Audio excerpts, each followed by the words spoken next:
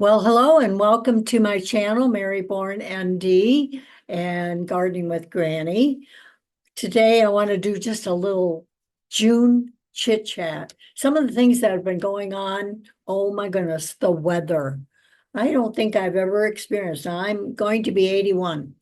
I don't think I've ever experienced a hot June here in Michigan like we've had it. And I know people in the South are dealing with unbelievable temperatures. Years ago, my husband, who is a chiropractor, went for his what they call the Florida boards. So, in other words, in order to practice in Florida, you had to pass their boards. Every state has boards that you pass if you're going to practice. And we went down there, and of course, it's always in August and September uh, where you take the boards because the hotels are the cheapest. And so he took the boards. I went into the pool to cool off. It was 90 degrees, not much cooling off. And all this time, I'm thinking, I could not live here. Uh, I I just couldn't live here. I don't deal well with heat, never have. So he passed his Florida boards, and was, you know, legally able to practice in Florida. And for years, I want to say 10, 12 years, he kept up his licensure, which meant you had to have continuing education. You had to do all these things to keep your boards up, pay a fee. And so finally I sat down with him, and, it was pricey. And I said to him, do you really want to practice in Florida? And he said, their laws there are so much better than Michigan. Michigan limits chiropractic so much. And so I said, I understand that. I said, but I don't think I can live there. Well, then that was all he had to hear, because obviously he wants to be where I am, and I am happiest in Michigan. I don't mind snow. I don't like driving in icy weather, but oh my goodness, we don't have hurricanes. We were in Florida one time, right in between two hurricanes, and the destruction and the fear. And I said, no, Florida's nice for a vacation, but it's simply not where I want to live. We've also visited Texas. Woo. My son went to chiropractic school in Texas, and we visited him several times. Whoa. God love you people that you can handle that heat. Maybe it takes, some tolerance or whatever you establish uh, the ability to handle it. But to me, it's not fun being out in my garden and sweating buckets to accomplish a small task. So anyway, that's the heat. And so gardening has been limited to early morning, get it done before 10, and then we're done. If you've done my walks with me, you probably saw the progression of my cherry trees that we loved. And when we moved here, we had a cherry tree and loved it. At the time we moved in, which was over 50 years now, it was small enough that we could net it and keep a lot of the birds away from eating the cherries by netting.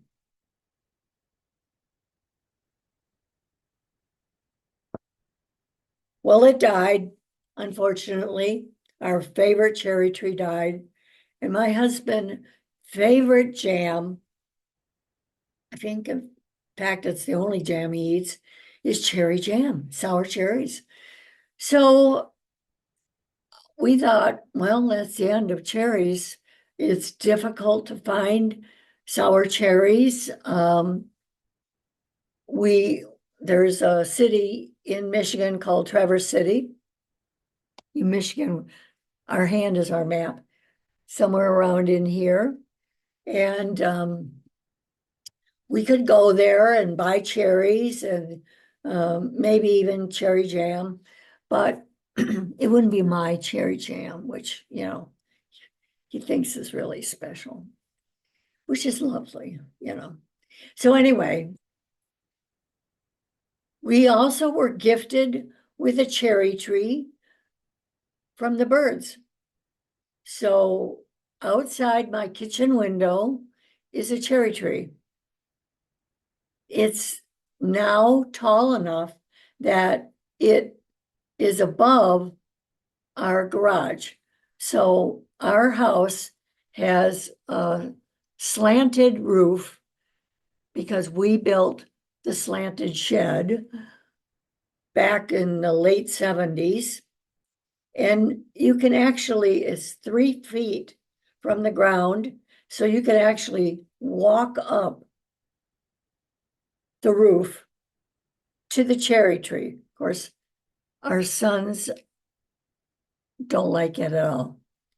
But my husband is very safe up there. He's standing on the roof. It isn't a pitched roof, it's a slanted roof, and he can walk up. He does bring a paint ladder, like a step ladder. But for the most part, he says he stands there and picks cherries by the handfuls. So we've been making cherry jam. And so far, we've made 10 pints of cherry jam. That should do them for next year for sure. But I'm very grateful for those birds. It has afforded me a beautiful view. In winter, it's got birds in it that cardinals nesting in there. I have the snow, ice. It's just a lovely thing. And now we can finally get some cherries from this tree. We've never been able to reach it before. The other side, of course, is my neighbor's yard, but she wouldn't mind. But even if we stand or try to get a ladder, it is so pitched at that area. The ground there is not level where that cherry tree grows. And sorry for the voice. I don't know what's going on. So that's it for the cherry jam. My comfrey is so big. I keep chopping it down. I use it as mulch. You can use it as fertilizer. There's wonderful YouTube videos showing how to chop up comfrey, put it in a 5-gallon bucket, pour water over it, or let the rainwater soak it up. And then let it sit, putrefy, and then use it as fertilizer. It's a very good fertilizer. Comfrey is really high in calcium, great for tomatoes because the calcium is easily taken up. Much better than eggshells. Now, the only way this thing about putting an egg and then planting, there is absolutely no evidence, no scientific evidence that works.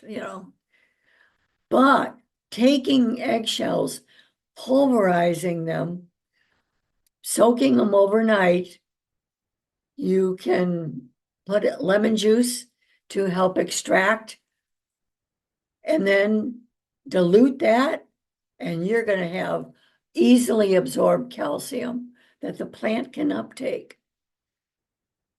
The egg shells themselves can, critters don't like to crawl over them, so it creates a good barrier in the garden that way. The other thing that's been happening in June, my oldest granddaughter is getting married September 20th, and so excited. She has a lovely fiance.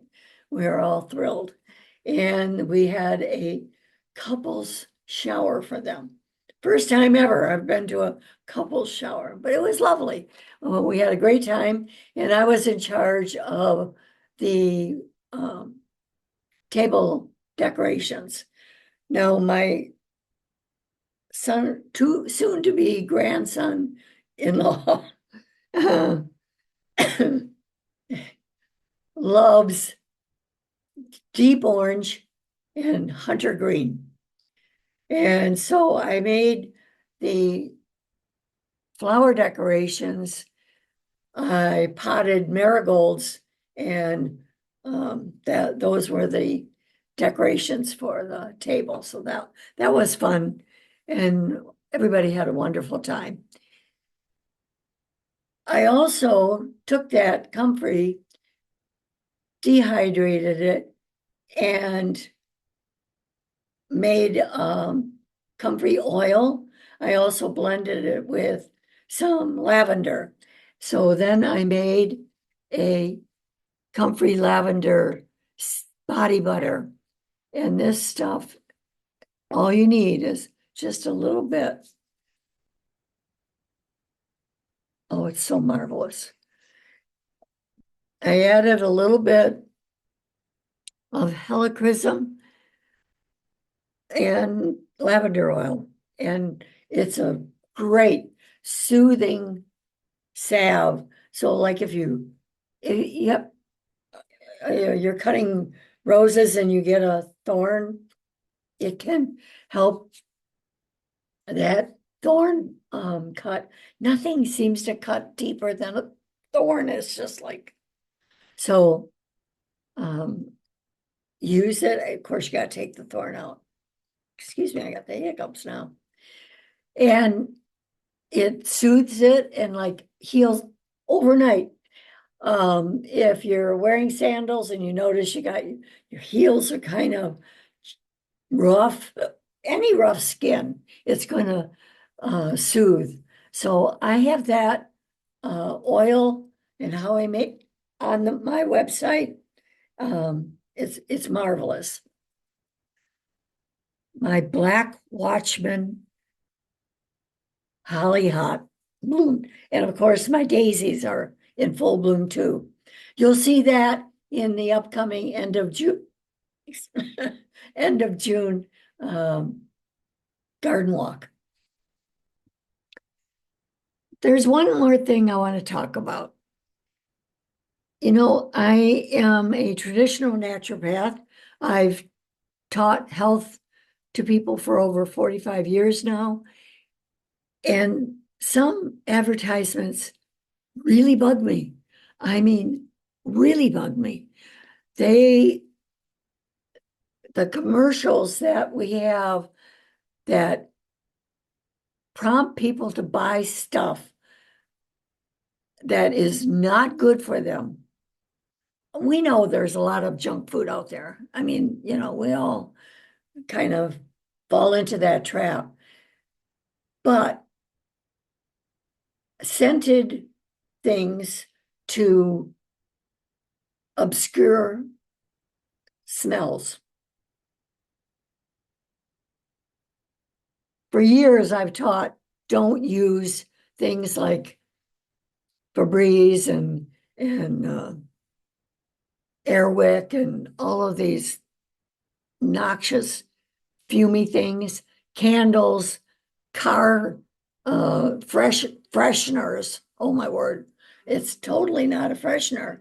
You're, you're breathing in these toxins. If you've ever looked closely at it, it's an oil base, and that oil is being diffused through the heat of your car. And use essential oils. Essential oils can at least be cleansing, like lavender. They can be healing. They can actually lift your mood. I love lemon. But the biggest one now is I stink all over. Is that not some kind of clue that you need to do something?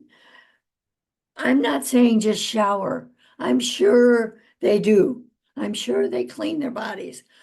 But oh my goodness, if you're exuding that kind of smell where you say you stink all over, you should be thinking about what is going on with my elimination system. So first thing you want to look at is my colon functioning properly? Because you know what? Your sweat is not the first eliminative system. You want to make sure you are urinating right, you're drinking enough water, that you're eating the right food so that you have a good bowel elimination, that you're breathing properly. So colon, kidneys, respiratory, and then the skin. And in this hot weather, so now we've come full circle. In this hot weather, you're going to perspire, but you should not stink. If you are stinking, that means you need to purify your blood. One of the best things you can do, of course, is making sure those other three systems are working properly. But to support good skin health is liquid chlorophyll will help to clean the blood and deodorize the inside of your body so that you don't have to use deodorants all over your body. I can't imagine a doctor recommending, oh yeah, go out and buy Secret because it's what we all recommend for whole body stinky bodies. If that is what your doctor recommends, get another doctor because you seriously need to clean the inside of your body. And blood cleansers or something you should do twice a year. Burdock. Why do you think that God provides us with these weeds in the first place? Burdock is an excellent blood cleanser. You use the root. Dandelion. Oh my goodness. Dandelion is a wonderful cleanser. So when you hear that advertisement, think of me and what this message is all about. So I hope that you enjoyed this video, that it brought a little insight, joy. I've enjoyed sharing it with you. And until, hopefully I'll see you soon in the garden. Until next time, this is Dr. Mary for the health of it.